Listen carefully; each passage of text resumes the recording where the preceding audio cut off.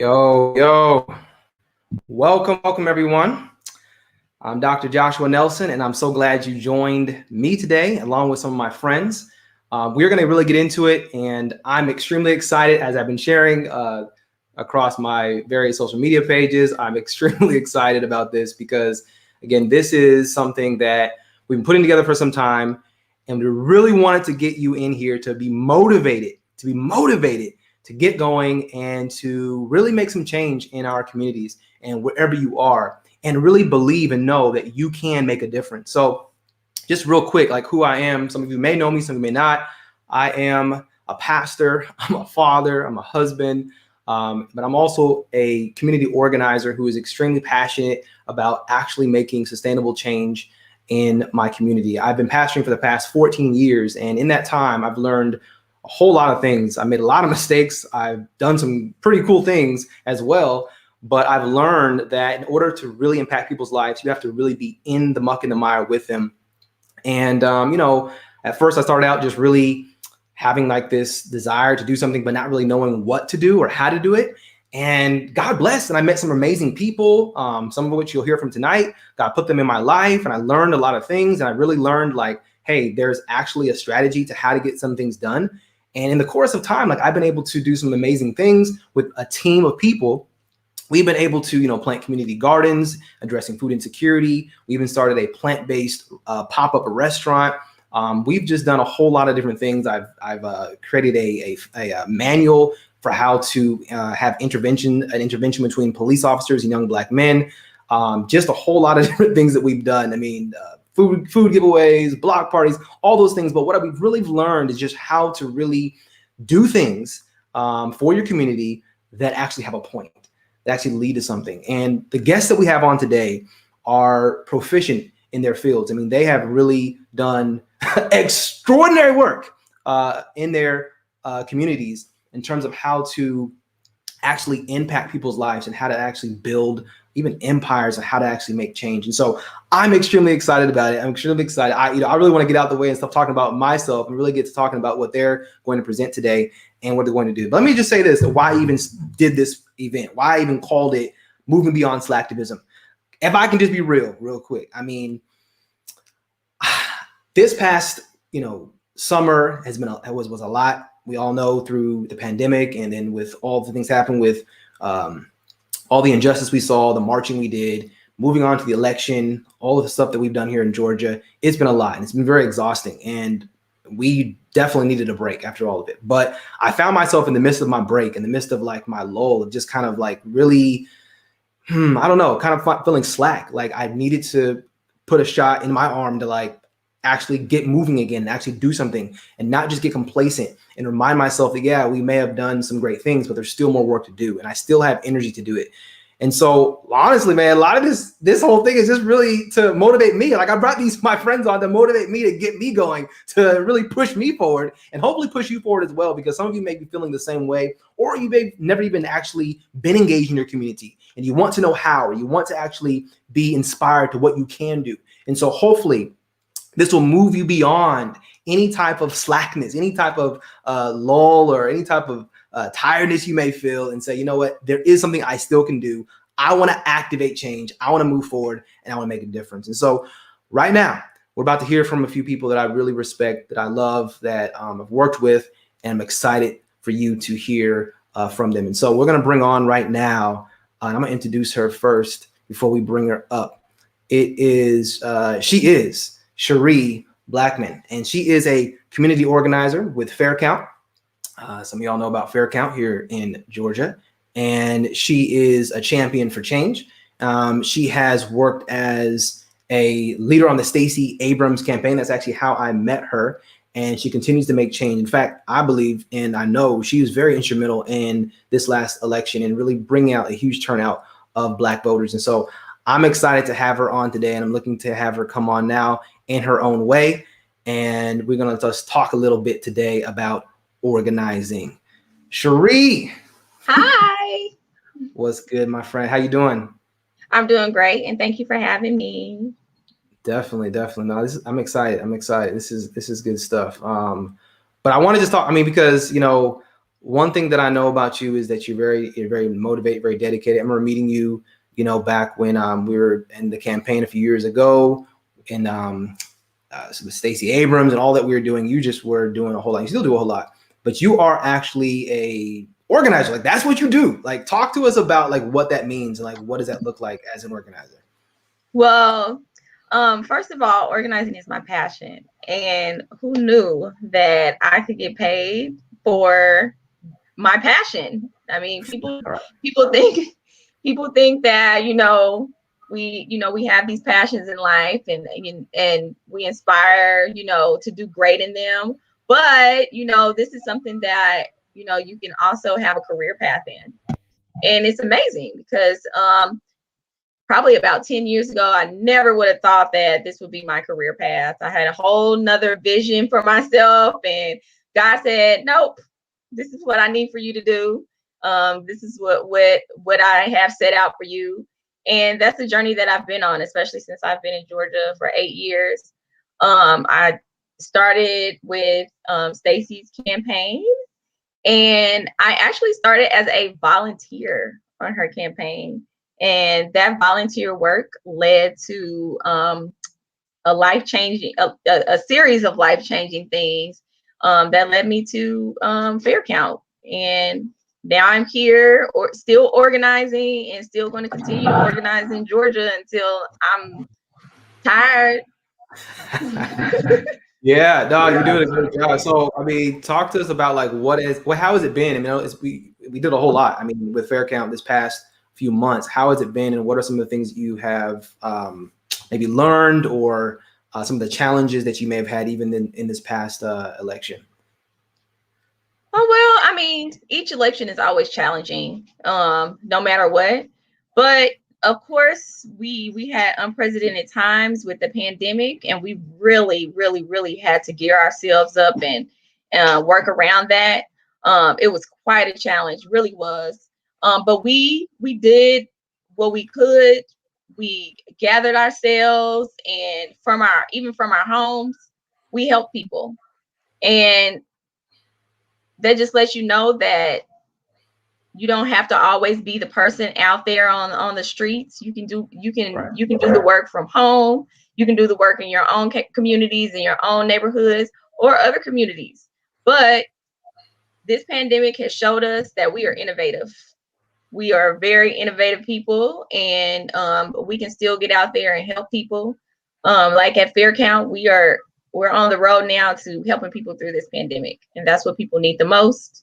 I know that you all are working hard getting food to people and making sure that, especially in Albany, where there's a lack of food and healthy food, of course. But we're definitely making sure the number one thing is people are recovering from this pandemic, because this is what hurt us the most. And even that is organizing the community to recover from something is even work there in organizing.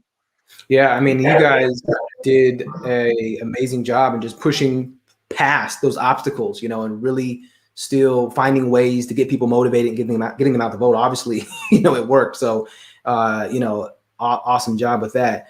So, and I know we talked about this a little bit too. I want to kind of touch on the title today. This whole push has been so taxing, I'm sure, on a lot of people, and there is often that kind of dip in terms of excitement or motivation, after an election, and you're thinking, okay, we've done everything. But, what is something you would say to someone who is, just kind of getting slow to get back engaged into community engagement, or hasn't even started? What would you say to them? Well, one thing that we kind of learned from this election is that everyone is deeply passionate about being involved in the process. No matter who you are, we had a record number of people that turned out for this election, and we definitely want to keep them motivated and keep them educated. But someone that, is passionate about organizing their community like me, I strongly encourage them to continue to educate people, because that's definitely what they need. The more they understand the civic process, the more they're involved in it. I mean, that's kind of where, you know, where the difference between someone that's very passionate about me and someone just, you know, out there viewing it from the outside in. They want to be educated about it, and we are here to make sure that we're educating them. We're making sure that this downtime that we're having, that we don't slack. You know, we keep Yeah. going like we were just, you know, going a few months ago. We have to keep going, and we have to keep people involved in that process. And I know that there are other people that found themselves to be so involved in what was going on in this election, and especially, you know, with the election in Georgia. And we want to keep those people that were really, you know, looking on to Georgia, as well as the people in Georgia that have never been involved in this process, the new voters, you know, the new activists. We want to keep them involved, keep educating those people, and keep encouraging them that this doesn't die down. It may look like it. It may look like the process dies down from the media side of things, but we're still working. We're still in the community working, and we have to let them know that. Yeah, definitely. I appreciate it. And last thing I want to ask you, you know, and I know we don't got much time, but I wanted to ask you in terms of other communities, other states, what some things that you think they could learn from what has happened here in Georgia, especially with Fair Count? Anything you'd want to share, or anything you'd want to kind of just give some sort of a motivation to them for? Well, everyone wants to be like Georgia now. So, Right. Hey. Big ups. So, I mean, that's a good thing. That just lets you know that we're working hard, and this process is not something that you can do overnight. Right. It takes sometimes it takes years of long, hard work, but it pays off. It really does. And we can do great things if we just all work together, all put our hard work and effort into this process, and we continue on to this journey and don't give up. And even when we've reached our goal, we still have to keep going, because we have goals that continue. We have new goals that are created, and we have a plenty of work to be done in the community to make sure that our people are taken care of, and that our neighborhoods and our everything, our schools, you know, there's always work to be done. So we can't give up that process. And even though, you know, Georgia is kind of shining bright right now, but you know, every state can be like that. Every state is unique. Every state has a large communities of great, amazing people, and we can have more amazing states like Georgia. Even though, you know, Georgia is my home now, so you know, Yeah. I've grown here and grown to love the community here, especially South Georgia. So yes, you all, I mean, I know that you look at your state now and think, oh, it's such a long journey. But just think, a couple of years from now, you could have made really strong strides in organizing your community and made very strong progress. Yeah. Yeah. No, that's a good word. And I appreciate that. Thank you so much for sharing. And, you know, thank you for your hard work and your dedication. You know, definitely inspiring to me and inspiring to many others. You know, keep up the good work. And I want to remind everyone who's watching, you know, definitely you can put some questions in the chat. We want to be able to ask each participant that comes up some questions that you may have, that you may want to know. But we thank you, Cherie, for being on. And we're looking forward now to our next presenter as we keep moving forward, y'all. Keep moving forward. So this is good. This is good. So we've learned a lot. And let me tell you, you know, with Miss Cherie, you know, she, you know, like I said, it didn't happen overnight. It's a process. And even with her as being a professional organizer, you know, she has gone through, you know, trainings on how to do these things, and, you know, methods and strategies. There's actually best practices for how to organize your community. And it's not always as taxing as you may think it may be. You know, a lot of times we hear activism, we get kind of scared, but listen, it really is simple things of engagement, of organizing, of just sitting down and strategizing and talking with people, listening sometimes, a lot of times, just listening to your community, being there and noticing things. There's so many things that you can do. And I'm excited about what she's doing, what she has done. So we want to get to our next individual here. I'm excited about this one because this is my boy from California. Y'all know I'm from California. I'm a Cali boy at heart. That's why I was born. In fact, I was born in Oakland, where he's doing a ministry right now. And it really always, every time we talk, it's always like, man, like I had an opportunity to go out there, to California, and I'm not. But I stayed in Georgia, and I did pretty well here, doing pretty well. Still, kind of like I could be in two places at one time. But I want to introduce to y'all my brother, GW Chu, and he is the owner and founder of Something Better Foods, the Veg Hub. In fact, my parents, they eat there all the time, and they rave about his food. I have yet to actually have his food at the restaurant. I actually bought his food at Whole Foods one time just to try his vegetarian or vegan meats, and they're out of this world. I mean, they're amazing. It just nothing compares. Impossible Burger, what? No, it's all about something better, y'all. So something better, right? So he's been combating. What has really inspired me about Chef Chu is that his heart is in the right place, and he has fought against food insecurity, food deserts there in the Bay Area, and he's really been instrumental in bringing about not just food that you can eat, because anybody can give you food, but healthy food that's going to actually heal your body. So I want to bring him on right now and just talk to us a little more about what he has done, where his passion lies, and why he does what he does. Chef, you there? I'm here, man. It's good to see you. Good to be here. Absolutely. Yo, it's good to see you, man. Good to see you yes, out there. Sir. Sunny California coming in. You saw still got sunshine. I still got a little sunshine, man. I got my little window right here, man.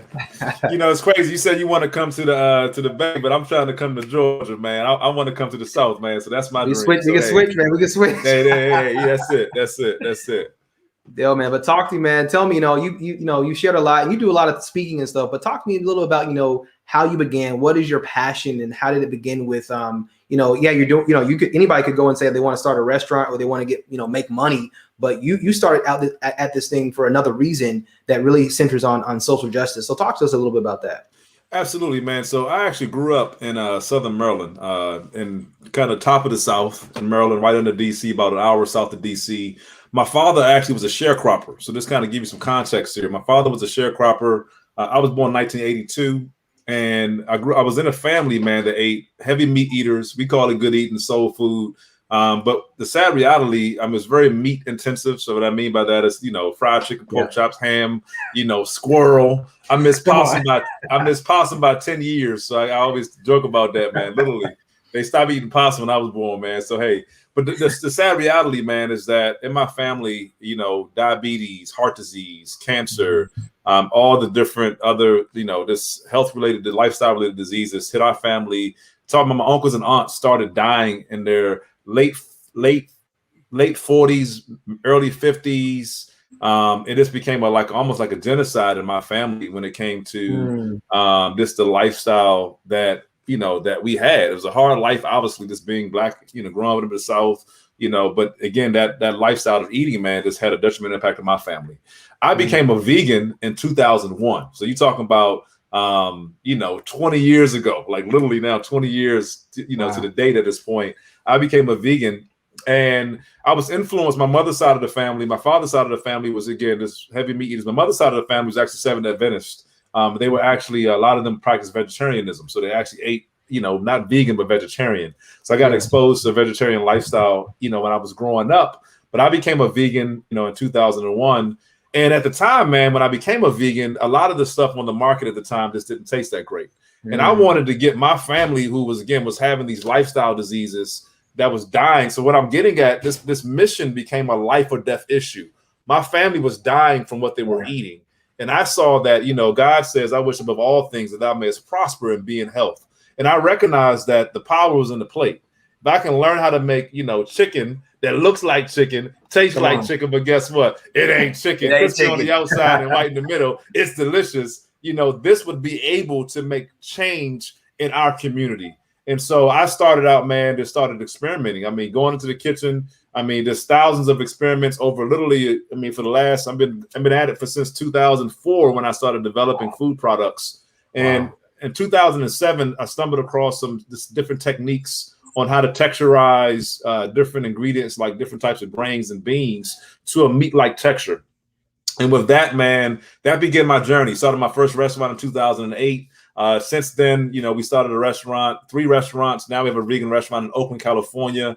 And now I'm into manufacturing which is really critical a conversation, especially for the Black community as it relates to creating jobs, ownership, entrepreneurship, and then having actual products that we make, from people that look, from people of color.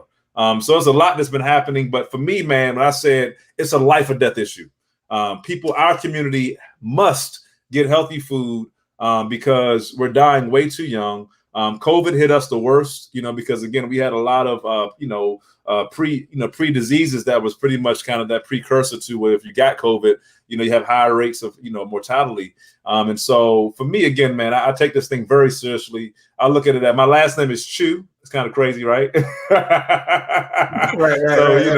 So for me, man, it's really a life purpose, a life mission to change lives one chew at a time, man. Yeah, destiny, man. So yeah. Wow, man. No, I mean, honestly, we could talk all day about this stuff because I mean, I'm just so inspired by all that you're doing. And honestly, again, that is really what inspired me and my team to do what we're doing here in Georgia, and you've helped us in a lot of areas. We appreciate that because it's really needed. And it's really something that we often, don't talk about. And I think that people sometimes look at, for example, charity and giving people food and saying that's enough. That's all I'm going to do. But you've gone beyond that and said, I'm going to go deeper and say, I'm going to actually help them get healthy. I'm going to provide them an affordable food source, and I'm going to provide them a sustainable food source by having a restaurant there. So it's really been amazing. Talk to me a little more though about like what is happening on the ground there. What are some things you see? Talking about a day at the Veg Hub. What are some things that you're seeing? What inspires you day to day just to keep you moving on? How do you avoid kind of getting lax? I mean, you're busy, so I know you got to answer this. Absolutely. How do you keep from kind of just saying, "Man, this is just too much," Well, it's the people, man. I mean, the people. I mean, I think that's the bottom line, man. The people is what keeps you inspired. You hear the testimonies of people who, again, people of color, especially a lot of our customers in the restaurant, people of color, a lot of young people, millennials, come through. But what you find is that people want to live, and they want to, everybody has to eat. I mean, it's just, it's a survival reality. But, people, obviously, there's been this, this wave of interest in plant-based foods over the last couple of years, but people wanted to taste good. And so I think on the ground, what you have is that people are saying, I want to eat healthy, but I got to find something that's delicious. And they're on a hunt. They're searching. People are searching for something better. That's what we call the company something better. They're searching for something better. And they want something that's going to give them vitality, but also that tastes amazing, tastes great. So I think on a practical level, the people obviously are wanting something better. They're looking for something better. They're searching it out. The other side of the coin is what you have is, on the ground in Oakland and in different places, and the work that we focus on is, again, looking at food desert communities. You have communities that don't have access to these type of food products. And so, the other side is that you have communities that, again, don't have access, and that's literally caused by, sadly, structural racism, things of that nature that's prevented grocery stores to be in certain communities. Lack of access is due to economic situations. And so a lot of my work also is built on education.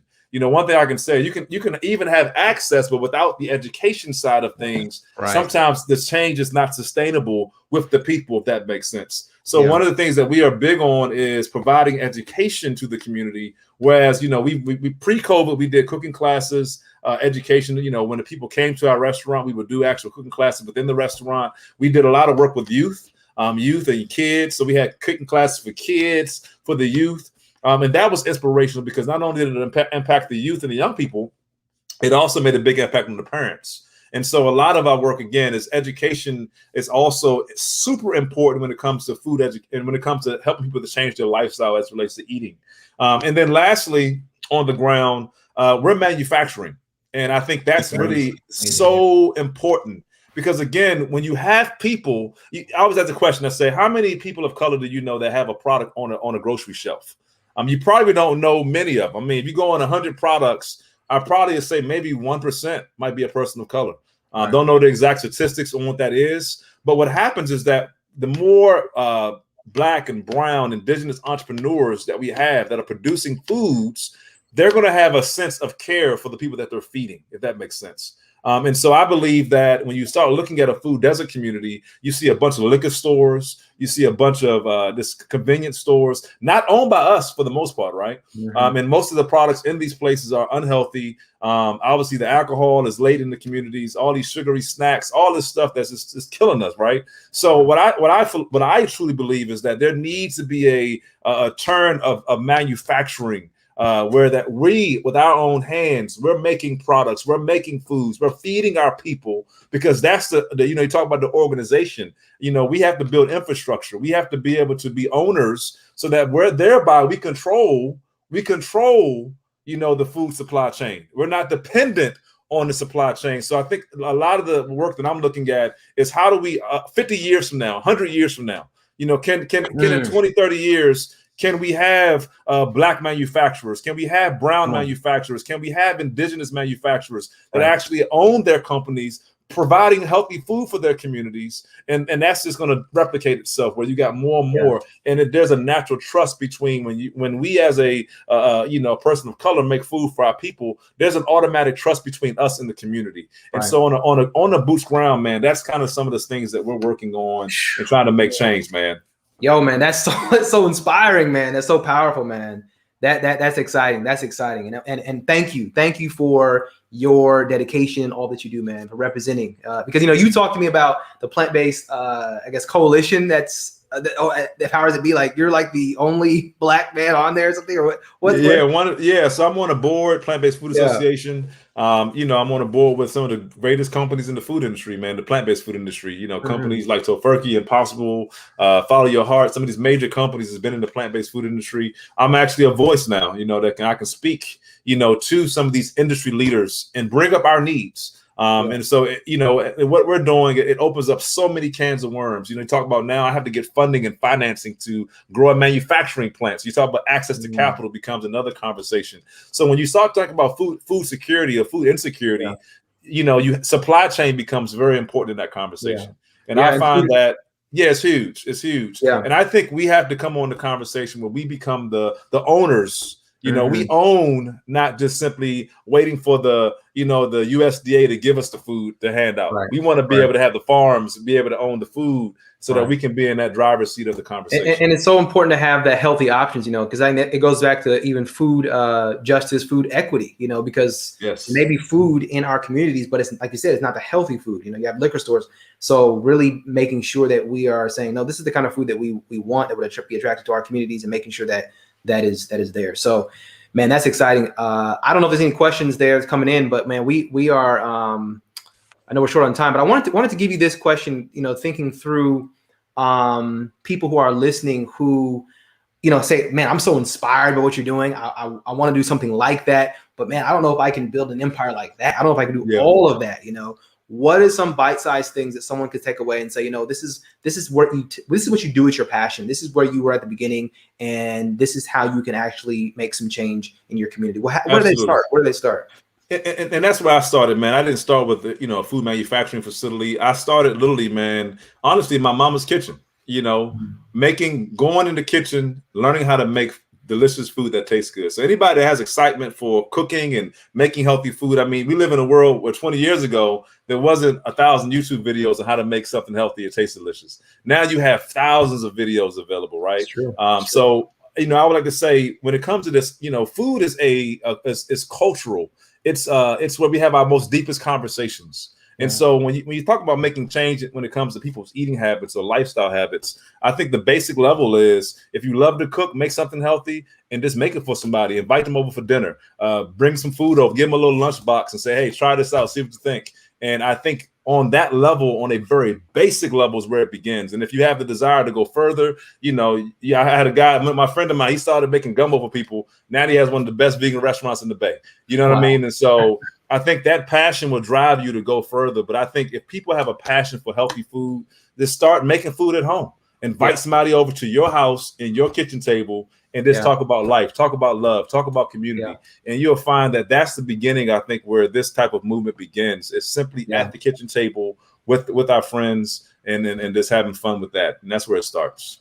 Yeah. Food is the great unifier. There's a question real quick. what are the basic ingredients? You mentioned some of the ingredients you started with when you experimented. I guess they're trying to get your secret sauce, man. It's all love, man. So we use a variety of different ingredients. So one of our key ingredients, we use garbanzo beans, we use non-GMO soybeans, brown rice. So we're using commodity ingredients and we're transforming them into this really meat-like texture. If you want to check it out where it's at, you can go to somethingbetterfoods.com, somethingbetterfoods.com with an S plural, or eat better chew. You guys can see my logo right here, eat better chew. So you guys can go there as well. And you know, that's some of the things you can kind of go check out. But yeah, there's simple ingredients, man, simple ingredients that you can pronounce. That's one thing that we're particular about. Real food. Yeah, real food for real people, man. That's what it's all about. Yeah. Good stuff, man. Yo, listen, we're out of time, man, but this is great, man. I appreciate you coming on.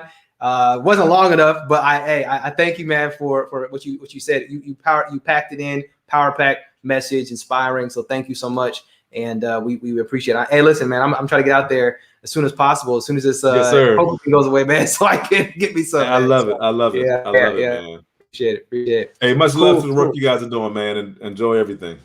Thanks, brother. Appreciate it, man. Okay. Yep. All right. So listen. I mean, that it didn't inspire you. I don't know what to tell you, because this man is doing some amazing work over there on the West Coast, and we're hoping he brings it to the East Coast. But again, it just starts simple. I mean, you don't have to always go so huge. You can think simple and just something practical that you can do. Sharing food with someone else, if that's your passion, do it. Begin to do it. A lot of this comes with just getting motivated, and that's what we're here to do right now, is to motivate us to do something, make a difference in your community, show that love. That's really what restorative and social justice and all that we're doing, activism, community organizing, whatever you want to call it, all of it centers on just love for people. And that's what he said keeps him going. That kind of takes him out of that Slactivism, pushes him forward, is the people, seeing the people inspired, seeing the people's lives change, and their health becoming better. I mean, you see that, and it keeps you going. So I want to bring on my next guest, and listen, this is my sister. This is my friend. She is just my sensei. She's the one that I go to for advice. She teaches me, everything. And we call her Professor X. This is Amna Faruqi, and I'm excited to have her come on. Let me give this a little formal introduction then, okay? She is a renowned community organizer who works with 9 to 5 Georgia, also the president right now, the interim president of the NAACP branch here in Dougherty County. And I put it here, man, she is bold, she is fierce, and she does a lot of work with social justice, working right now specifically with utility justice, and she is coming on right now. Yeah, she's texting me. She's coming on. Amna. Hey. Oh, thank you for that intro. Oh yes. Yes. Listen, I'm excited about everyone on this, and of course, we've created a great bond, and thankful that you're on with me today. Done it without you, so if you're on, but just talk to us a little bit. Just share a little bit of your story. For the audience today, how to get into organizing, and what keeps you motivated? Where did you begin with your passion for this thing called organizing? Yeah, organizing. Where does it start? How does anyone get into it? I know. But I just to give a little bit of a background about myself. I'm from the DC area, like Chef Chu. I was born in Northern Virginia, grew up in Maryland.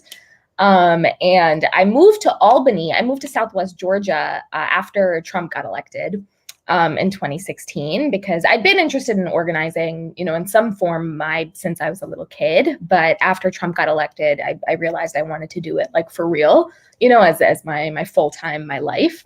So I moved to Georgia because it seemed like an interesting place with a lot going on. And I moved to Albany, and I met you, but I think I got into organizing. My interest in organizing from a young age actually, was very connected to my interest in faith. And so I grew up in a religious home. And I think reading stories of figures, religious figures, very much felt like I was reading like Avenger stories and stories of superheroes. And like, these were people that were shaping the world and fighting for justice and doing it because they felt called by God and they believed in something. And I wanted to live my life like that. And so I think my journey in organizing and my journey in faith, are very intertwined. And that's why, friends and organizers like you are the best that, that we can kind of walk in both of those Thank you. together. Now, listen, we have learned so much, and everyone just admires your passion, admires your tenacity. I mean, again, what is it that keeps you going? I asked, the others this as well, but what is it that keeps you going? Especially in times when it seems like you've just done so much, and it's kind of, you can easily get burnt out, but what keeps you pushing forward? Yeah. I mean, burnout is very real, and I don't think it's acknowledged enough. And I think I'm grateful, like you and I and folks we know, I think have been really real with each other about the lows are really low when you do this work. And they're low sometimes spiritually and emotionally, but they can get low physically too, because you just feel exhausted. And if y'all were to see my apartment right now, it would not be good, because it's just like it can get like a lot. But I think what keeps me, I mean, you have to just be grounded. If it's not faith for you, for me it is, but for folks, you have to be grounded in something. And I think, really cherishing the relationships that you have. And I think what I love most about my relationships, what I feel really blessed by with our people here is that we just can laugh. And I think you just have to have like real joy. The organizers who do it and who do this kind of stuff and are miserable all the time, like you can't do that. It's just not sustainable, and it's not conducive to actually building the kind of world, and the kind of community we want to see. So you have to get a team of people that you can laugh with, that you can celebrate with, that you can cry with, and build real deep relationships. The other piece I'll say, and I think Albany really internalized this for me, is just you have to be so patient. Because and this more than anyone, there were so many moments. I've lived here for 4 years, and there are so many moments where it was like, I'm leaving in the middle of the night, getting in my car, I am driving back to Maryland, right? And tell everyone bye. I'll leave those. Sorry, peace out. I can't do it anymore. Right. And it was actually a sermon. It was I can't remember exactly the story, but I was sitting in church one Sunday, and this pastor gave a story about from the Bible about I think it was a story of Joseph, and he was talking about just like you don't know what God has written for you, and if you leave too soon, you can miss out on so much. And I think about like if we had left before 2020, not that the 2020 election was everything, but it was such an opportunity to really like I think see like the work just kind of compound and unfold, and like the Utilities Justice Fellowship that we've been doing, and seeing like stuff really happen and move. And if I had left in those low moments and been like, peace, like, we wouldn't, it would have been, like a different thing. And I think like, you don't know what the end of your story is. Right. So if you give up too soon, you miss out on potentially a lot. So I think that's just really like that patience that you have to hold on to, and belief in God for me helps, but whatever it is for, for the folks watching, just being like principled in that. No, that's really good. And that patience piece is deep. And I think, and even Chef, you were joking about, because I had the opportunity to go to Oakland, and I chose to stay for whatever reason. But again, I mean, that staying really, I think, solidified a lot of things that we've done, in Albany. And so you definitely begin to see that. And I think, going back to what you spoke about too, really having that support system. And we have like a strong support system. It's been amazing, the friendships we've been able to develop, and just being so confident that even if you have a bad day, you have another individual who's going to pick up the slack, and that's really what helps out a lot, because you can't do it all on your own. Like you need the help. So I want to go into this real quick. I know we have to end in a second, but I want to just ask you about just the projects you're working on now. And I know you're doing a lot of work with utilities. How do you decide, like, there's so many issues. I mean, I know, we talk, it's hard to just pick one. How do you decide like what it is you're going to push or get into? And I know, of course, give me some background. You've led, you lead, you teach, you lead protests, you organize all these things. How do you really decide where you're going to put your weight in terms of injustice that's happening in the community? I think, if you're someone, or like me, like when I first moved here and I really didn't know that much and, was kind of getting to know people and getting to get a lay of the land, and you're looking about where to start, it's easy to get lost in a lot of things. So there are so many injustices and they're so interconnected. But, in organizing, we have a thing called self-interest. And so like your self-interest is like, what is the thing that makes you tick? The thing that makes you the angriest, the thing that keeps you up at night, the thing that you probably have a personal connection to because of some experience you've had. So I think it's really important to spend some time and think about like, what is your self-interest? And then, maybe for some folks that's, it's police brutality, it's high light bills, it's rent, it's gun violence, it's a lot of things. But I think the other side of that when you're an organizer is that it's not, it's your self-interest. But if you're thinking about, okay, what are the issues that, we're trying to build a movement around, and trying to really connect with, some of the things that you have to factor in are like, what are the most what are the issues that impact the most people here? So the reason that light bills became such a thing for us and a priority for 9 to 5, obviously was something, when I moved here, I was like, why are these light bills so high? Like I definitely have a self-interest. But beyond that, it's something that in every conversation with someone, it kept coming up when I'm asking people about like what's going on in your life and like what's keeping you from being able to do the things you want to do. That was it. And so you have to think about, okay, so what is the issue that's impacting the most people? What is the issue that's winnable? Because there are a lot of things that, we could be organizing for years and years and years on, but if we're not seeing concrete wins, it's harder to build something with them. So like what's winnable, what impacts the most people? And then also like, what is something that you actually have, what is something that is actually going to be accessible to folks, and so, we can have something that Albany needs more tax revenue. Dougherty County needs more tax revenue. It's a serious thing that impacts, we need more industries, all these things that really impact everything else here. But it's kind of hard to really generate a lot of momentum around that. And we're building our own political education into that. But as opposed to something that's like, you talk to someone on the street about like, hey, like, how high is your light bill? That is so accessible and anyone can kind of do it, and everyone wants to come into it because it's something that they're angry about, that they want to make change on. So, and it takes a lot of conversations to figure that out. You might have to write plans, do power analysis, talk to different organizations, do research about who's already been leading in your community. What are the organizations doing the work? What are the issues? I really don't think we could have done what we did in 2020 if we hadn't done what we did in 2019 in our municipal races, and if we hadn't shown out the way that we did. So like, what are the things happening in your municipal elections? What are your commissioners talking about? What is the mayoral race looking like? What are people angry about? So really just like paying attention to your community is like the first big and most important step.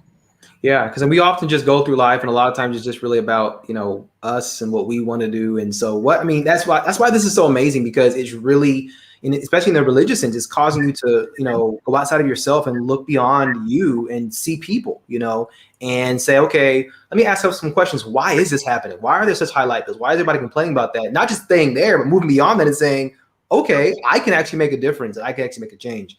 And that's what you're saying. So there's a question here of how do you really find good organizations who are actually passionate about that? Because sometimes you can find organizations that may talk the talk, but they really are not about it. How do you find the right ones to link with? That's a really good question. And I think especially, thinking about Georgia in this context of now all eyes are on Georgia, and now all of a sudden everyone cares. I'll say the thing that I've been really holding a lot is like, if we had not won those 2 Senate seats, Georgia would still be just as important and like still be just as valuable and worthy, of all of the attention and investment. But, now that we have won and there is more attention and it's coming in, one of the ways that you can vet is like who has actually been on the ground the longest. And just because longevity doesn't equate, good organizing necessarily, but like who actually has like a good reputation in the community, So like a lot of organizations will look really pretty, have really great taglines, will talk really good activist talk. And say all the right things. But like when you talk to people and you mention the organization's name, like listen to what they say, like do they see them around? Does the organization actually, respond to the community's needs. I think all of us, when COVID hit, none of us had necessarily rural health, except for a few our groups that we work with do work on rural health, but a lot of us had to pivot, because it's like right now it's like community needs over everything. And so like, are the organizations flexible? Do they do that kind of stuff? Do they really care about people? And I think just the biggest way is like, trust your gut around, have one-on-one conversations with people in leadership of the organization. Do they come across as people that are egotistical? Like, do they care more about their own profile than they do about, are they telling you stories from the community, because they're rooted and they have those connections? And also, are you seeing them in the community spaces that are not so popular? Are they going to community meetings? Are they going to, Bible studies, here in Albany is like a big community. Like, are they going to, funeral? Like, are people showing up? And so I think that's a really, they're just there just to say a speech, and then they're just going back to their, are they really about it? Yeah. Right. Yeah. Do they listen more than they talk? Are they really people focused, and you can see that. So, yeah. So it's good. Yep. So this is good. So listen, I think we're going to have to end it there. We could talk all day, and I'm happy to let people in on our conversations that we have all the time. So this has been pretty cool. But thank you so much, Amna, for all that you do, all that you're doing, and keep on it. Yes, our people's pastor. Hey, thank you. You, the Reverend Dr. Nelson, our spiritual leader. Thank you. All right. Hey, Amna, amazing stuff. Great job. And we're gonna move on to our next presenter, our last one for the evening, and really excited about this individual as well. I think I'm trying to remember when I met her. I know I met her sister like a couple years ago, but then I met her. I was like, man, I need to have her on. I need to talk with her. I've seen all the work that she's doing, and actually was privileged to be able to work with her organization with Fair Count. And so I'm really excited about this opportunity to have her on to talk to us. And this is, of course, none other than the great Dr. Janine Abrams-McLean. So we're excited to have her on. She's a widely known organizer, CDC researcher and champion for justice. She's the vice president of Fair Count, of course, an organization that's been instrumental in combating voter suppression and ensuring a fair census count this last year. And so I'm excited to have her on. She comes onto the stage. Welcome. We can hear the claps in the chat. You can hear the claps all around. Hello. Greetings. How you doing? Pretty good. Well, I'm so excited to talk to you, and I know others are excited to listen.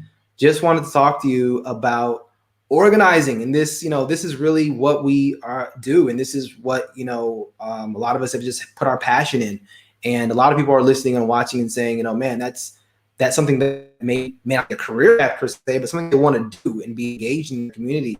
And so I want to talk about that today, but I also want to just start and just talk a little about your researching career. How did that play a role, and how did you really get to this place, organizing? Talk to us a little bit about that. Definitely. So I have a PhD in ecology, evolution, and behavior. I'm an evolutionary biologist. But I grew up in a family where we learned from the very beginning that whatever we did, we needed to be giving back to our communities. I grew up going with my parents when they were doing prison ministry in Mississippi. When we moved to Atlanta while they were in seminary, I spent almost every Saturday morning at our church, at the soup kitchen. And so it's just it was something that was ingrained in us.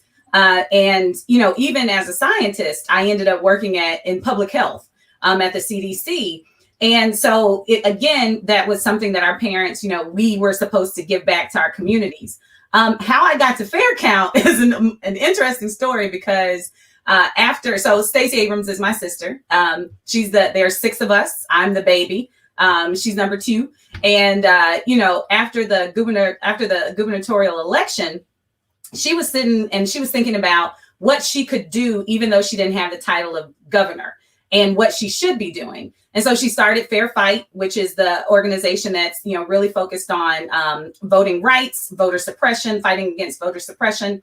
But she also thought about the census and how important the census was. And because I have had, years of experience doing population-based work, she asked me, Janine, how are you? You know, if you had to count everybody in Georgia, what would you do? And my answer sitting on the couch was, I don't know. Let me go home, do some research and come back to you. Yeah. But, you know, I did just that. I went home and did some research, and I found that, and then, you know, we're here now. She pulled me in with our CEO, Rebecca DeHart, to start Fair Count in 2019. And, you know, we've done census, voting, we're moving into redistricting. But one thing I want to tell people, you know, it's great because all of this has data. Like, I still get to work with data. I get to use data to figure out, what communities are missing out on, what they deserve, and to figure out how we can give it to them.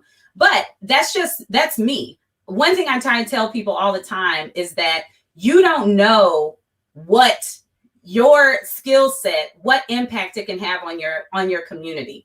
And so I don't think people should feel like, oh, I have to have this to be a community organizer. I have to have this experience. The only thing you have to have is the heart for it. The only thing you have to have is the drive to do it. The only thing you have to have is a commitment to doing good in your community and making your community better. And that's what our parents taught us. And I could have a degree in soap making and it wouldn't matter. I'd still be doing, I still feel like somehow I would end up in this type of work, focused on bettering communities. Yeah. Wow. That's powerful. And again, it began with your back, you're bringing up your background, just kind of seeing that. And I think that's powerful, even for me, with my kids, just trying to make sure they're seeing the work that I'm doing and just have it be a part of who they are. And it's just, just shaping that kind of person to be in our society so that this is the norm, that we're not selfish, that we're actually used to just giving back, to our community. So being people folks, that I love it. And you've done some amazing work. I want to talk to you too, just about the climate right now. What is happening. I know we can talk specifically about Georgia, and we can share things with that, but just what are some hot topics you think that we as organizers, as people who are in our communities, what are maybe some things we need to pay attention to? And, when people are listening saying, I'm not sure where to start, what are some areas that they maybe could begin, some critical issues possibly that we should be focused on right now, and from your opinion? Definitely. And I have two. All right. Okay. Cherie already mentioned one, and that's coalitions, right? People might be sitting here thinking like, why would an organization that's doing census and redistricting and voting have any, stake in people getting vaccinated? And it's because it comes back down to equity, right? It comes back down to making sure that communities, as you heard earlier from some of the other speakers, we know that communities of color were disproportionately impacted by the pandemic. And we know that there are inequities in access, and not just access to the vaccine, but access to information about the vaccine. There in Albany, the fact that there is a mass vaccination site that can deliver over 1,100 shots, but the turnout is low. It's not low because people, and especially let's talk about Black people. It's not low because Black people are hesitant about the vaccine. Not saying that that hesitancy doesn't exist, but that's not the driving force. One of the driving forces is that they just don't have access to information. We did it, when you talk to people, when you're on the ground, people don't know how to sign up. You're in communities where people don't have email addresses and you have to have an email address to sign up. People don't know where to go. But instead of giving people information or putting resources in community so that people have access to information so they can make informed decisions for themselves and their families, we don't have it. And we start moving the vaccines back out of rural communities. So that's the first thing. I think people need to be focused. I'm not telling everybody to go out here and get a vaccine, but I'm telling you to get the information so that you can make an informed decision for yourself. Sure. The second thing is redistricting. When we talk about the census and voting, we talk about three democracy: census, voting, and redistricting. And what I would say about the census when we were out there is the census isn't sexy. Or if you think the census isn't sexy, wait till you meet its cousin who came in from out of town redistricting, right? It's not sexy at all. Nobody wants to talk about it. But that is where we get our power. When you are a part of the redistricting process, everybody thinks about drawing lines for congressional members or state legislatures. Redistricting impacts us at the local level. We're talking school districts. We're talking judges that are elected. We're talking mayors. We're all of these things at the local level. And that's where communities have power.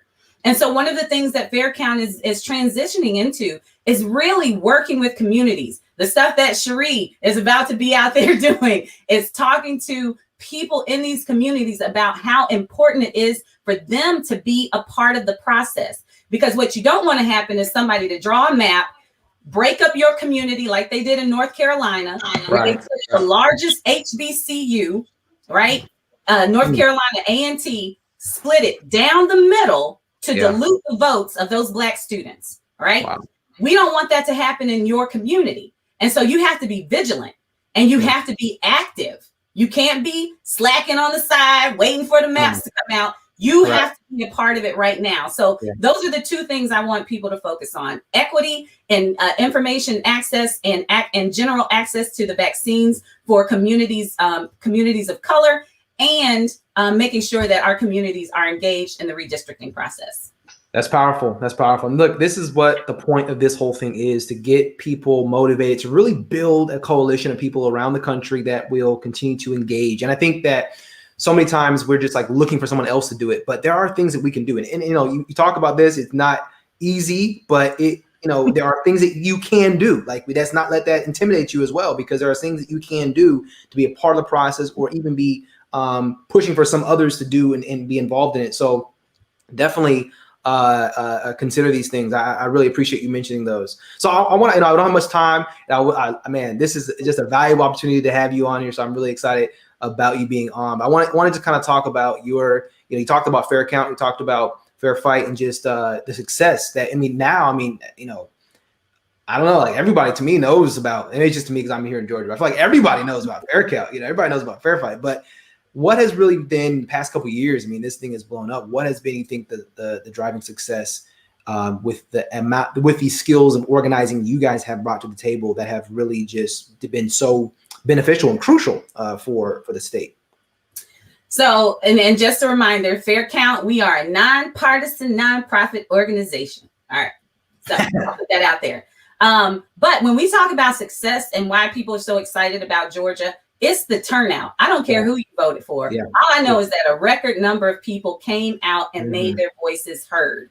And, and as we move forward, there are, one of the things that I'll say that I think has helped Fair Count be so successful is that we are actually committed, and it's in our mission, it's in our conversations. We are committed to long-term power building in communities. So we're not here for an election, and we're not going to go away. That's why after the census was done, Fair Count didn't take a break. We immediately pivoted into the general Slactivism.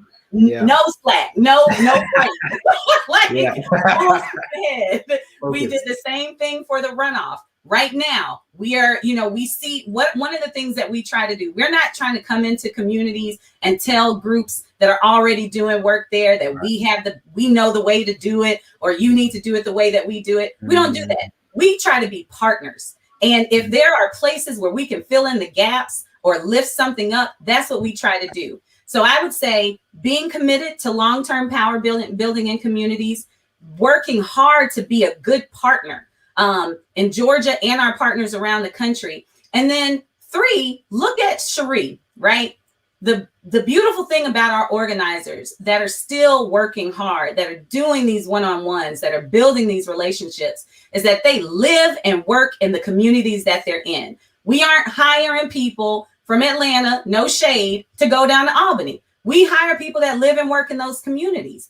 And that's how you build trust, that's relationships. And that's why it's so important for people that aren't, if you're not a paid organizer, if you want to get into being making organizing a career, start where you live, right? Start right there. And, and that's how you get these trusted voices, you get this infrastructure. Because if we didn't have that infrastructure built through the census, we would have been flailing our arms when we move into other things. And so I think those are the three things that have really helped us be successful in this work.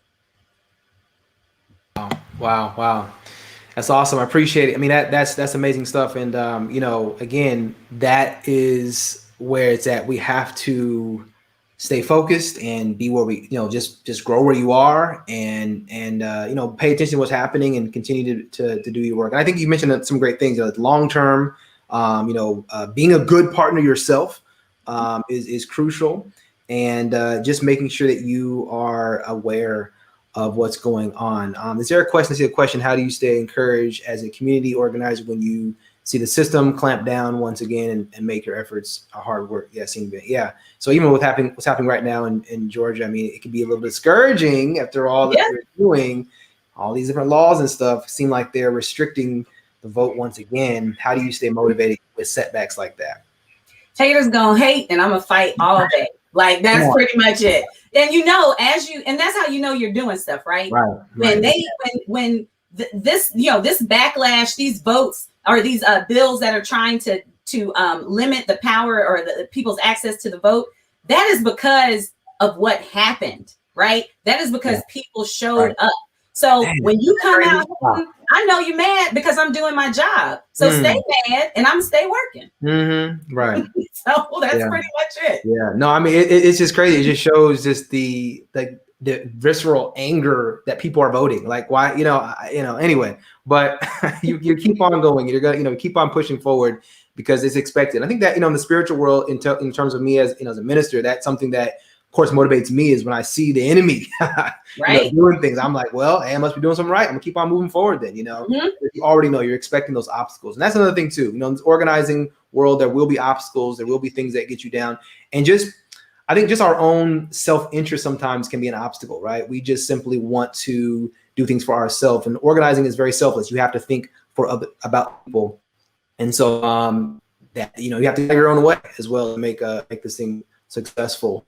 So last thing I want to ask you as we close out, maybe some more questions coming in the chat. I got to see here, but I want to just ask you just as a closing thing, people who are listening, watching, saying, man, I know these issues. I see what's happening, but I just need one last push to get involved. I need to know, like, why should I start doing some type of engagement in my community, even if it's small? Why should I get out there? What would you say to them?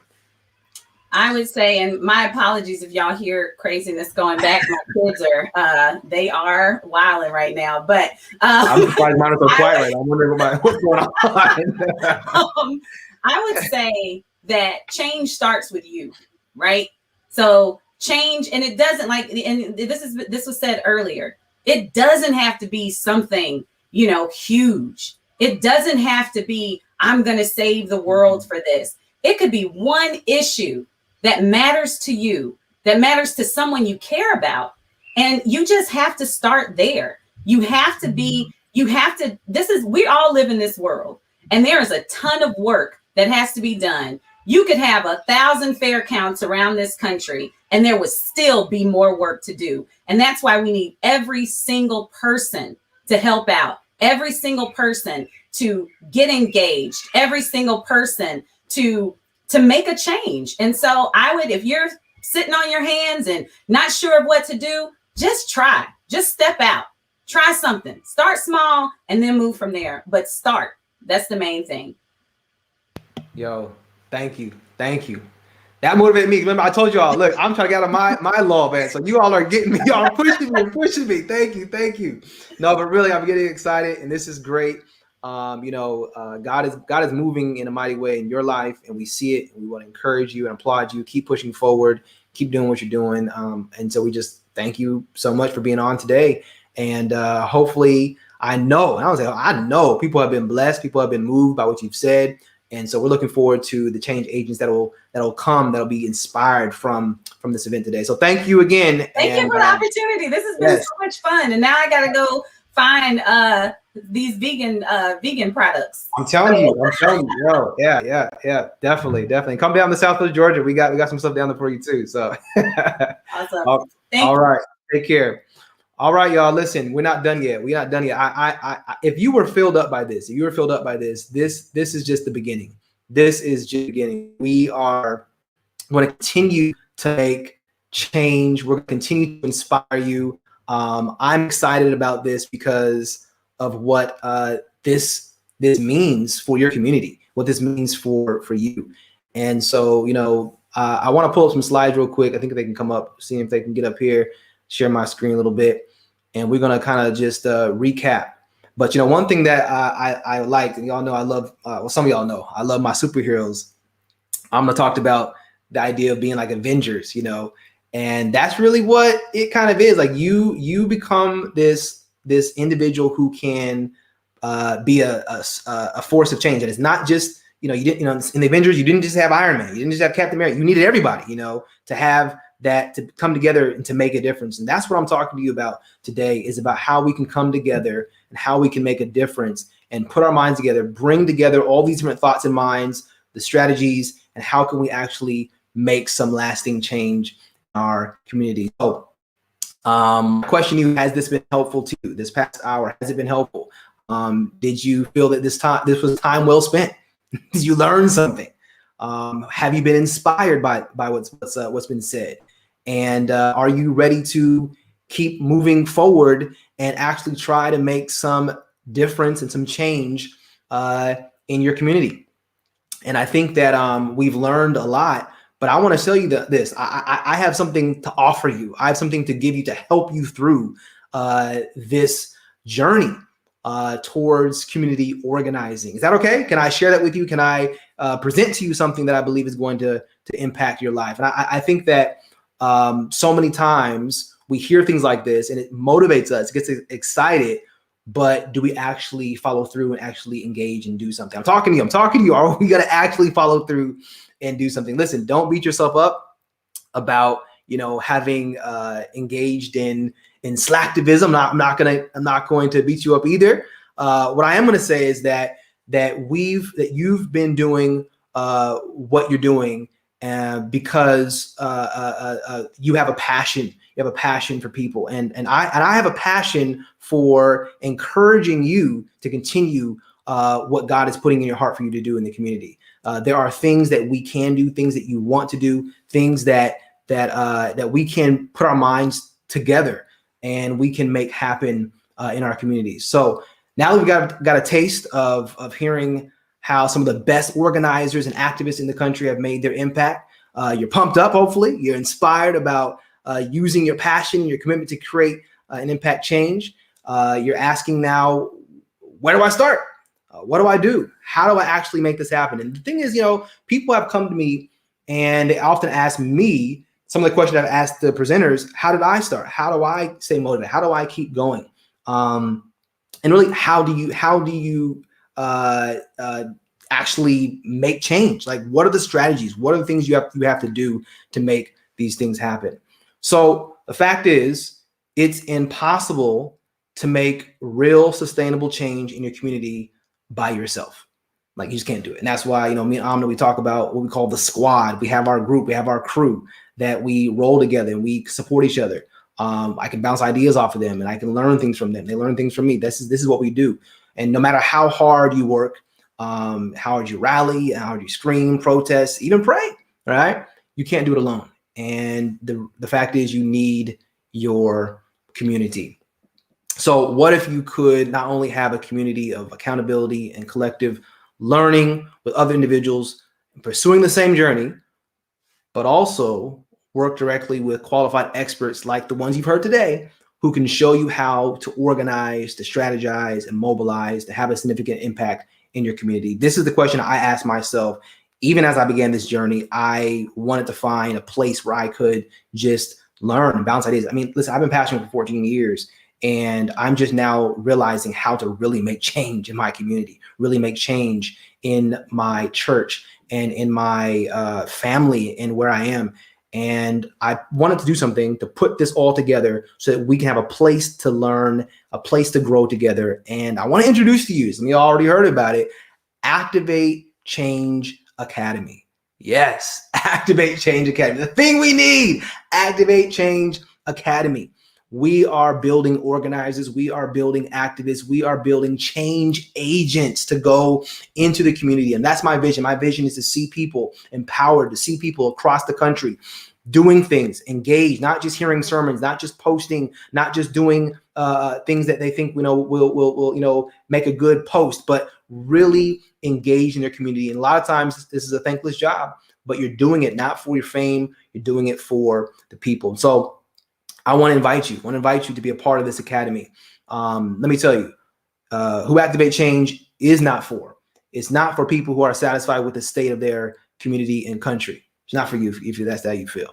It's not for people who think that we live in a post-racist America. It's not for you then. It's not for people who are content with fighting social injustice through casual social media posts and hashtags. It's not for you then.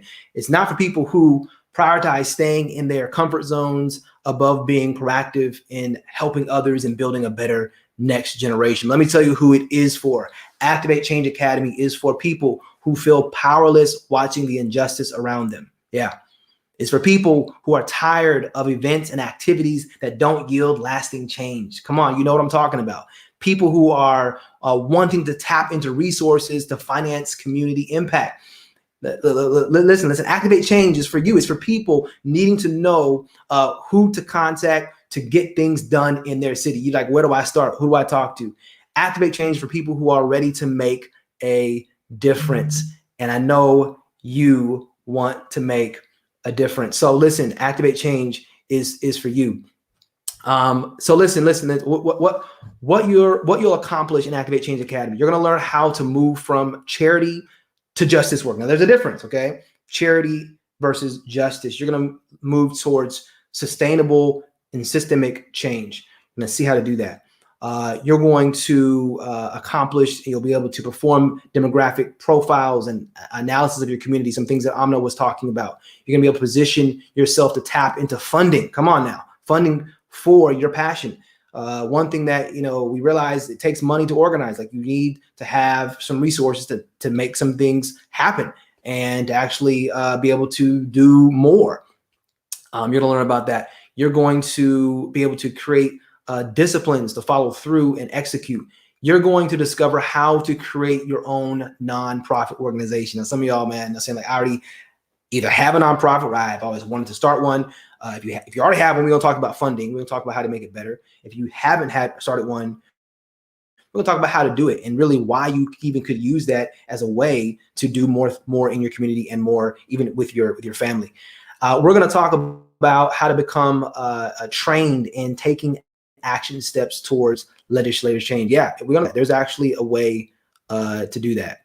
So some great things. Listen, what you'll get in the academy. First of all, we only have 20 spots available, okay? And we want you to be a part of it. We need you to be a part of it. What we have here is a mechanism where we will coach you, okay? We will coach you weekly, and you'll be in a group, and we'll be talking through a lot of the questions we have, working through what you are able to do or can do in your community. And you see, we put some values next to these offers. It takes time. It takes a lot. And there are things that we're going to give you, especially the speakers that'll be involved. You'll receive a lifetime access to the coaching recordings that will be in the portal of the academy. You're going to receive videos from experts, sometimes surprise guests that we'll have on the coaching sessions. You'll also receive a premium training course that has been designed specifically for organizers and those who want to take action. You'll be receiving templates, worksheets, and things you can use to actually, like for example, power mapping. You'll receive you actually print out and use on your computer. You'll be receiving tips and tools and resources. There'll be a portal for you to have a accountability with a small group, which is going to be awesome. And all of this comes with a cost. It does come with a cost. Now you see that number there and you're saying, wow, that's a whole lot of money, $2,439, but there is value in what we are offering. Now, listen, I had two choices. Okay. First option was I could go cheap and I could say, I want to make this available to as many people as possible. I may not be able to give as much time and effort to it because I just wouldn't be able to do that. Or I could say, hey, let me go a little bit higher. weed out those who aren't committed, because, you know, you can get people in who just want to just be in and they're not really going to do anything, but really build a community of people who I know are going to be committed to this thing called organizing, who I know I can count on, who I know are going to go out there and do the great work. And so I decided to go with the latter and to say, let's make a quality program, a quality academy that can really make an impact. And so when you sign up, okay, you're going to receive some bonuses that we have in the package. You're going to receive a book that my wife and I wrote together. It's a devotional book. It's about 31 days towards restorative justice, 31-day devotional book. And it's powerful, y'all. It is powerful. You're going to receive that as a digital copy. In fact, what I really want to do is I want to give a physical copy to the 5 people who sign up. Hey, I want to give you a physical copy of that book, mail it to you. You're going to receive the video parts for that. And you're also going to receive a few other books, ebooks that I wrote. One was, it's really amazing fit. It's an intervention manual that I wrote and I actually did with police officers and young Black men. And we put them together in a room for 3 weeks. And we just talked about how to build trust in the community. And that's a manual you can use in your community. If you're saying that's your passion, you can do that right now by getting that manual. Also, another book that I want to share with you guys is How We Flipped Georgia. It's another ebook, really quick and easy read, talking about some of the things we've done here in Georgia. Another bonus I want to throw in, for those of you who have nonprofits, I want to provide for you ways for you to get financed for your projects. And there is a list of grants that you can apply for that I've used that have been great. And I want to be able to give that to you as well. So again, there's so much value in this, so many things that I want to offer. Only 20 spots available tonight. And you're looking back through all these things that you're receiving: the weekly live group coaching sessions, the lifetime access to coaching recordings, the videos from experts and surprise guest presenters, premium training courses, the action taking templates, the goal setting tips, tools, and resources, and membership to those small groups where you receive that accountability that is so crucial to actually following through with your goals. And of course, you'll get those bonuses: the digital book, the 5-part video series, the other ebooks I spoke about, and the list of grants. And we're valuing this. This is valued at a premium price because we know that these things are extremely crucial. And there are people who are doing great work and they're learning great things and they're taking their time, right, to present these things to us. So if all this did for you today was just give you a better familiarity with and love for your community, would it be worth it? If joining the academy just did that, wouldn't it be worth it?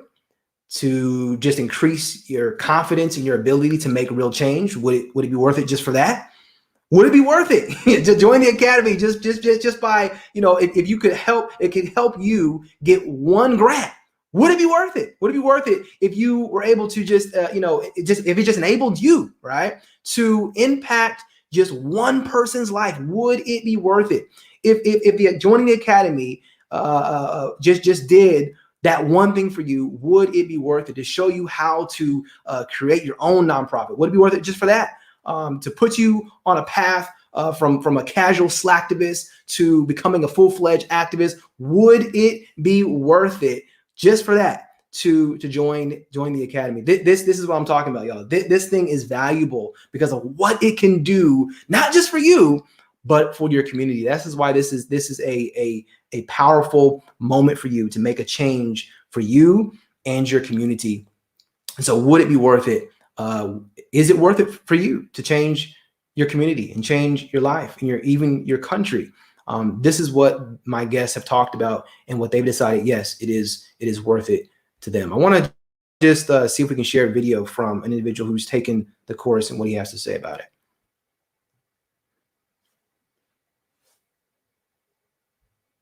If the video is not going to work, I'm going to see. It may not work.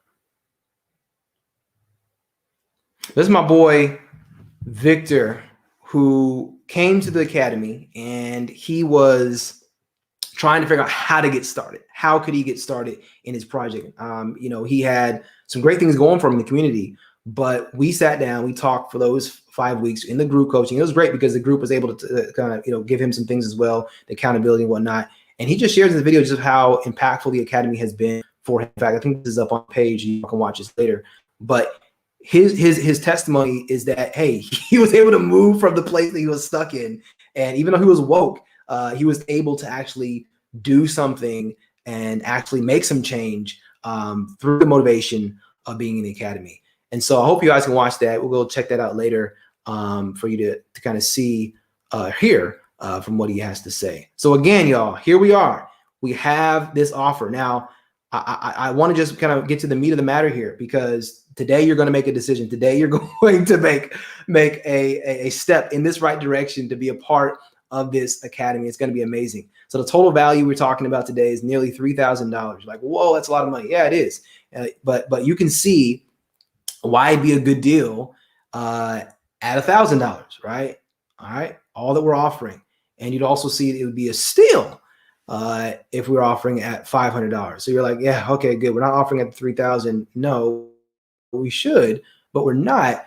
Today, we're looking at this number here, okay? To the general public, okay, starting on March 17th, we're going to open it up, and we're going to allow those who want to get into the academy to come in for $397, right? $397, all right? Now, here's the thing. Because you've already taken the action and you joined me on this special journey today, what we're saying right now, you have a couple days to make this happen. We're going to put that price down to $197, right? You get it now for $197, or you'll become a part of the academy with those two payments of $117. Remember, there's only 20 spots available, and so we're asking you to go ahead and click the link. Go ahead and jump in. This is the time, y'all. This is the time to make the change. The time to make the change begins now. And so we talk about action. We talk about being engaged. It starts with you being educated. We've all heard from our listeners, our presenters about this. You have to have a group of people around you, and we're providing that for you here in the academy. So I'm excited. We already have some people sign up. I'm looking forward to working with you, looking forward to being with you. We're going to get started. And also, as soon as you sign up, you actually get access to the portal. You can begin to go through the self-guided class. But again, we're going to announce to you the date when we're going to begin our coaching, all right? And all the other features you get along with the academy, that's going to begin as well. But we need you to sign up. We need you to get on there right now. Again, it's only 20 we're taking right now. And again, we're looking at that date of March 17 being the deadline before the price goes to the regular price of the 300. So we want to encourage you to do that. I think we had another bonus that we wanted to highlight as well. For the first 10 people who sign up, you'll be able to do the one-on-one coaching with me.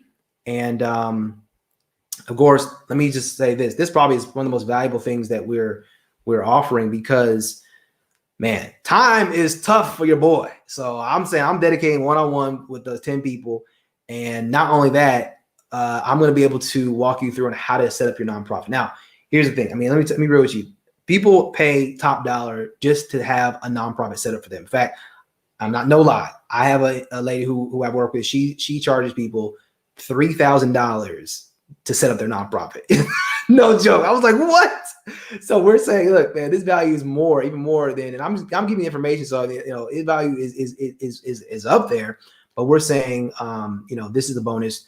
Throw that in as a part of incentive, and then thank you for those who are being a part of the academy. I'm looking forward to working with you. So again, we're looking at what we're getting. We're weekly coaching sessions, the lifetime access to coaching recordings, the videos from experts, surprise guest presenters, premium training courses, action-taking templates, goal-setting tips and tools and resources, membership in the small group and online community. We got the books that we're going to offer, the ebooks we're throwing in, the devotional, 31-day devotional book that we wrote. We're going to throw that in as well. The list of the grants, and of course, if you're first 10, you're going to get that one-on-one coaching. And so time is of the essence. The value has gone up now with that extra bonus, but we're still keeping it at that promotional price of $197. Listen, I want to be able to work with you, and I want to see that if this is something that people really want to do. And so prove me right. Go on and make that investment for your community. Make that investment for you and your family. Just get the education to know and be aware of what you can do in your community. I'm excited because I can see that there's going to be a drove of people who are going to be educated. They're going to be able to organize, strategize, mobilize, and get out there. And I'm looking forward to hearing all the great things that people around the country are going to be doing because of Activate Change Academy. God places on my heart because, man, I really feel so many times there's so much that people say for you to do, but it's never a practical place to actually learn how to do it, to actually make the mistakes, actually make it happen. So this is what we're providing. You know, you hear the things that Dr. McLean is doing, you hear the things that Sheree is doing and Amna is doing and Chu is doing. You're like, man, it's amazing. But where can you go to actually learn how to do it? This is what we're talking about. So here's the end. As I'm closing out, y'all. Reasons that you may not want to sign up today. I can't imagine. Why wouldn't you want to sign up? But here's the reason. Maybe say, man, I don't have the money. I don't have the money. Well, listen, you know, obviously the price goes up in a few days. So now is the time of the essence. But listen, you put your money towards what you really care about. And you know this is an investment for the future. And so this is something, you know, you would have spent this money on something else than for the moment. Here we're talking about something that is lasting, that you know will be an experience that you can take with you. Is it worth it to you? To change your community? I know that they're hoping you do. They're hoping that you sign up because they need you in their community. Another reason you may say, you know, I don't know if it'll work. Well, you know, go watch those testimonials. Listen to hear from people who say it has worked. Anna was sharing as well that when you have a community with you, it motivates you. It pushes you forward. That is how you make lasting change. You can't do it by yourself. You got to have a crew. And that's what we're creating for you. This crew of people, the Avengers coming together. Come on, assemble, coming together. And we're going to make this change together. All right. You may say, okay, well, I don't have time. Listen, you all know you make time for what you want. Right. If this is important to you, you'll make time for it. And we're going to work around your schedule as well. I will find ways to work with your schedule as well, especially with the first 10, with the one-on-ones. We're going to make sure this works for you because, again, that's my passion. I want this to work for you and for your community. So I want to make sure that you have the time and you're able to do it. So listen, there's really should not be a barrier. If there is a barrier, talk to me, message me, you know, let me know, hey, I'm interested, but this is the barrier that I have. And let's work through it. Let's talk through it because I feel like if you really want to do this, if you're on here, this is about you. This is about you making a difference in your community. Please do it for them and let's make a difference together. So again, looking at these offers here today, you've heard them, you've seen them. We talking about the value that we have of 3,000 plus, but today we're offering it for 197. So I'm excited to see who is going to activate change today, who's going to get involved, who's going to click that link. I'm looking forward to it. Thanks again to all of our presenters. Thanks so much to every one who's been on listening, those who will watch the recording. Thank you. Let me know what you thought about it. Let me know if you want me to do this again. We can put some others together. And you never know who I'll bring on. Some more surprise guests we bring on to do another event. But I'm excited. I know that it's motivated you. I know that it has sparked your passion for change. And let me tell you, your community is waiting for you. Even if you just say today was great, go on from here. Please don't let this be just it. Do something, make a difference, do something in your community that you feel that God is leading you to do. And I know that your community will be better for it. You'll be better for it because you'll be blessed in the process of doing this. So I've been blessed today, y'all. I've been blessed, been filled up. I'm excited to see who's joined. I'm gonna go check and see who has clicked the link, who has want to join me in this journey. I'm excited. We're gonna start in a few weeks, so let's get it, y'all. Let's get it. And so now's the time. You got 3 days. Let's make it happen, y'all. But God bless you guys. Thanks for being on. And we're gonna call it a night. We're gonna call it a night. The time has changed, man. It's getting dark quick, but we're gonna call it a night. Thank you all so much. Take care. Activate change.